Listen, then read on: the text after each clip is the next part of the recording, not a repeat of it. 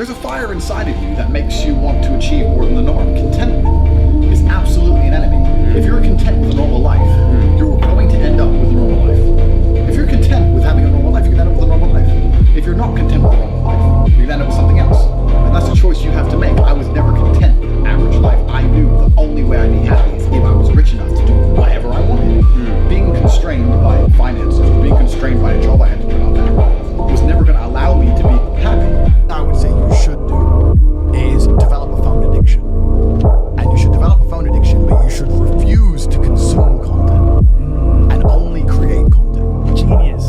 So it doesn't, I will say right here, right now, I have a genuine phone addiction. Me too. I'm at 9-10 hours a day screen time. Me too. I live on my phone. I'm on my phone. That's where the money is what pussy is. Facts. So where else am I gonna be? Right? I'm on my phone. If you see me, I'm always just on my phone, right? I have a phone addiction, but I'm not consuming a bunch of crap, right? I'm producing on my Twitter account. I'm constantly tweeting. Doesn't matter if it's just tweets, doesn't matter if it's TikToks, doesn't matter if it's YouTube videos. Produce. Yep. If you spend all those waking hours producing, eventually people will pay attention to you. Yes. And we live in an attention economy. Yep. This is the economy we now live in. It's no longer about competence like it used to be. It's not even so much, it's about attention and it's about network. It's those two things. It's who you know and it's how many people pay attention to you. So if you develop a phone addiction and you refuse to consume and you only create, you'll start to attract attention sooner or later. And when you can do that, there's usually lots of different ways to monetize it. So if someone came to me and said, I have nothing, no skills, no money, nothing, and I had to get rich, I'd say that's what you should do. You should get a phone, develop a phone addiction, and you should start to create. Look at you guys. 6 months ago, you started to create something. Now here we are. Bang. You have to create things in the world we live in. You have to create things. When you create things, you'll get attention, and you can always find a way to monetize attention. Jake Paul has monetized attention. Yes. That's all he's done. He hasn't made his money being the best boxer. He's monetized attention. You have to find a way for people to pay attention to you. I first made my millions of dollars. The first time I ever became a millionaire was with Webcam Studio. Oh, really? I didn't know that. Yeah, this is how I first ever made money. I mean, I was a kickboxing world champion, but kickboxing's not boxing, right? Yeah. So I'd make like $100,000 a fight. You fight 2 or 3 times a year. You pay 20% to your manager. You pay taxes, but you're not rich. So you get like 30 to 40% of the money. Yeah, and I didn't consider myself rich. Like 30, 40 grand chunks, what, twice a year, maybe 3 times a year. Living in London, London rents, need a car. You're trying, like you're not rich in any way. And that's actually the reason I retired, because I woke up one day and I thought, I'm giving 6 hours a day of absolute focus and energy to this. And I believe I'm smart enough that if I put that much tenacity into something else, I can be a multimillionaire. I truly believed that. I was like, I've realized now I've reached the pinnacle of kickboxing. My choice is either to change over to MMA, which I was offered to do earlier in my career, but at the time, the kickboxing contract paid more money. I had to pay the bill, so I went with kickboxing. Change over to MMA, learn to wrestle, change over to UFC, blah, blah, blah. But this is also like 7-8 years ago where even the UFC didn't pay the money it pays now. But the UFC still doesn't pay that much money from what I understand. No, if you're like top 5 or champion, yeah. But most of the dudes you're going to see there in the prelims, they're getting 10 grand a fight, 9 grand a fight. It's nothing, right? So it'd be like starting my career all over again. And at the age of 28, I thought I don't have the gumption to start again. I've been through hell for this. I've broken my hand 8 times. My ribs have been broken. I don't want to do this all over again. So what do you do when you realize that, hey, maybe I don't want to keep fighting? I decide to get rich. What does that mean to you when you're sitting there, you're getting $30,000-$40,000 kind of net on a per fight basis? Is rich to you like, hey, I want a couple $100,000, $1 million, $20 million, $1 billion? I want 30 or 40,000 every month. 30 or 40,000 every month, so about $500,000 a year, give or take. I thought if I had that much money, I could do whatever I wanted. Okay. That's what I decided. So what's step 1 that you do? So step 1 is, maybe that's how we ended up here together, my friend. Step 1 is, decided to be very logical about it. Chess player, right? So it's like, I want money. What is money? How do banks work? How does credit work? What's fractional reserve banking? All these things we now know to be the biggest cons of the century, right? So I'm sitting there researching money for days and days and days. And then I get more mad because I'm like, whoa, money's trash and I don't have any. Now I'm really annoyed, right? I thought like everyone else did that, everyone puts their money in the bank and the bank takes some of other people's money and lends it out. I didn't know they invented it from the sky. I still at that point thought money was linked to gold. I didn't know nothing. So I'm learning all this stuff and I'm getting really angry. I'm like, now this is really annoying me. So anyway, I got out a piece of paper there, and I'm in my research phase, and it start writing down some dude on YouTube. I don't know who he was, some dork. He was a pro gold guy. This is before, maybe Bitcoin was probably around then, but like early. He was a pro gold guy saying buy gold, buy gold, buy gold. And he was saying the difference between an asset, a liability, et cetera, et cetera. So I started trying to write down what I had. I was like, I have an apartment, I have a BMW, I'm in good shape, but I already use that for fighting. What can I do? I can play chess. I'm just writing down the things I have and what I'm good at. And then I kind of realized, I was like, I've got like 8 girlfriends. But because I was traveling the world, and if you win, you get a ring girl. It's kind of like she's banging the winner, right? You win a world title, you get to choose the ring girl you want. It's pretty easy, right? So I had a girlfriend in Slovakia, I had a girlfriend in France, I had a girlfriend in England, all these girlfriends. Do they know about each other? No. Okay. But they find out pretty soon.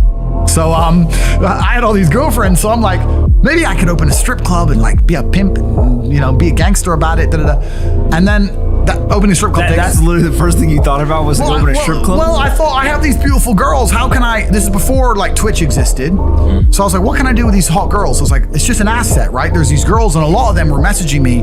They thought I was this millionaire world champion. They all wanted to come London, live with me, and thought I was a big boy millionaire and all this stuff. So it's like they do because of social media. Well, partially because of that, and also because they met me. I turn up, I fight, I win the world title, I leave. We're texting each other. They assume I'm this big boy, right? So I'm kind of like, what am I gonna do? What am I gonna do? I thought, man, I investigated strip clubs, way too much money.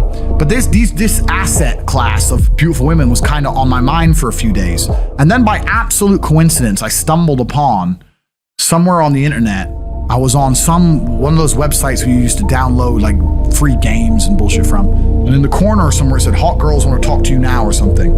I said, hot girls. So I clicked on that, not because I was interested, but because I thought I have hot girls. And it was one of those webcam websites. And I was like, so these girls sit here and talk to dudes for money.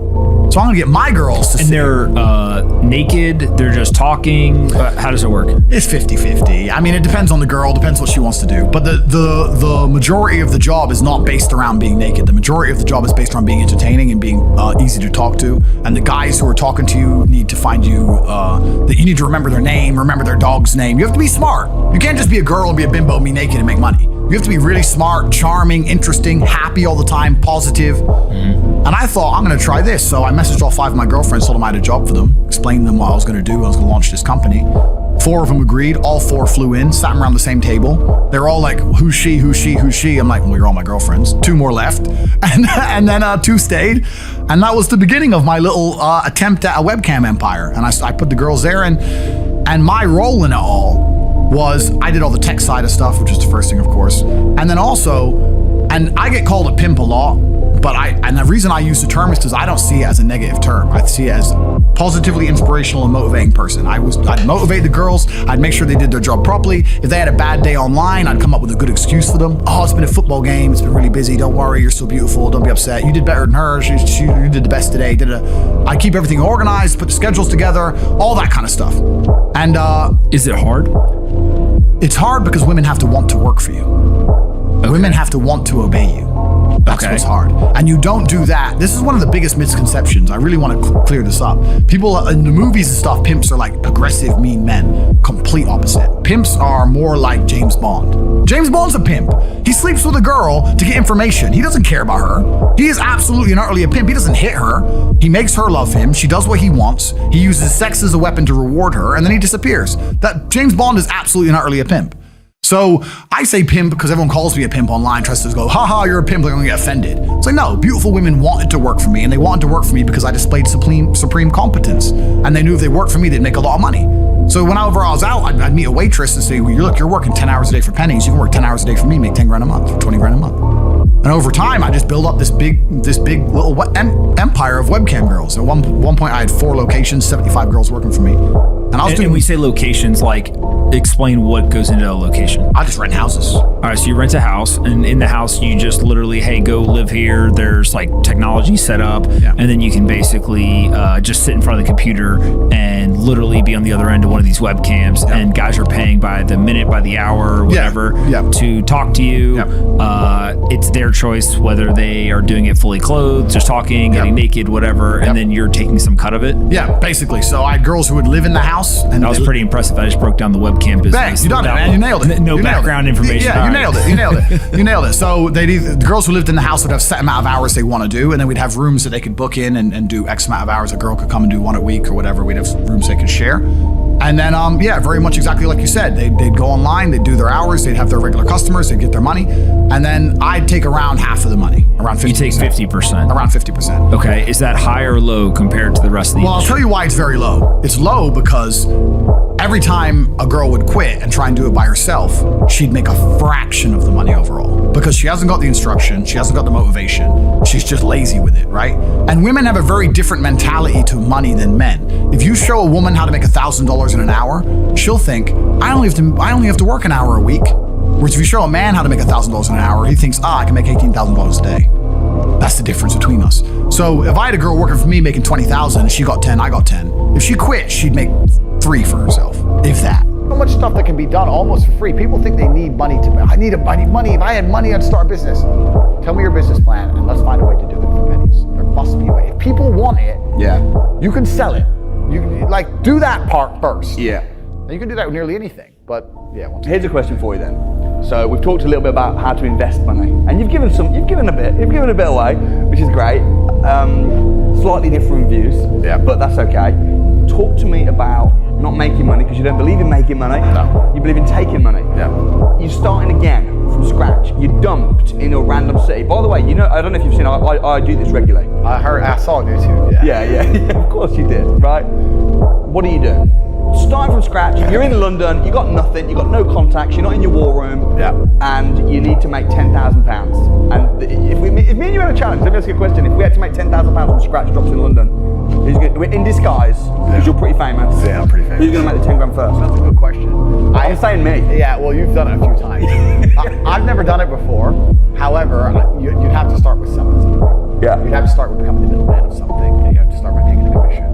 That's the first thing you can do. The London dropped in the middle of zero and doing it physically, I'm not sure. I think no matter where I was dropped, I would turn to the internet no matter what. Okay. I think that because the internet's just a global marketplace, it's just so much better. I'd find somebody with, so let's say I had nothing, right? I'd find somebody with star power, like you, for example. I'd come along, I'd drop you an email and say, listen, I want to put something together. I believe I can help you sell more. I am hoping if I show you I can sell more, you'll give me X amount of commission, X amount of percent. I understand you have star power, you have something I don't have, you can talk in front of the camera, you can attract people, you can entertain people.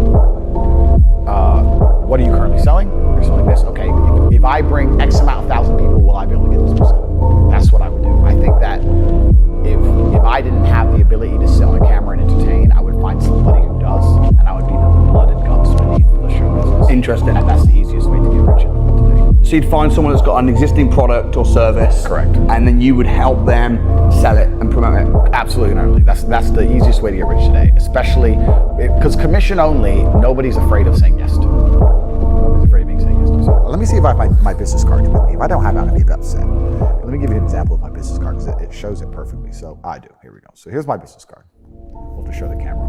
Keep this for us for you. But my business card, TATE Enterprises Unlimited, Kickboxing World Champion, Master and Commander of the World. Yeah. Also says on the back, my unmatched perspicacity coupled with sheer indefatigability makes me a feared opponent, which is my saying. It's a saying from my father. But it's basically saying unmatched perspicacity, so the ability to always pay attention. Perspicacity is perception.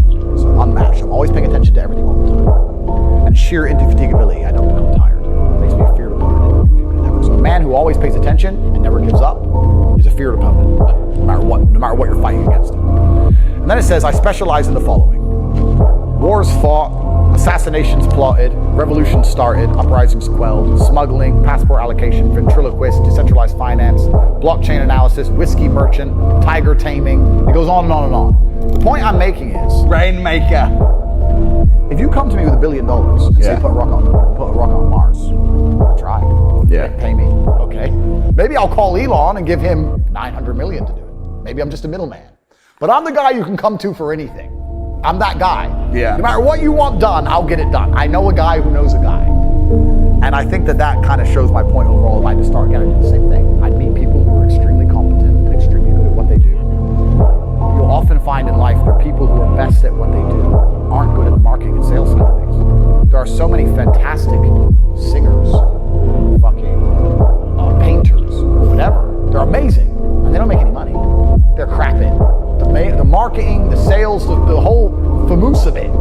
I'd do that. Doesn't matter if I find a singer and say, look, I'm gonna get you bookings. I want this percent booking.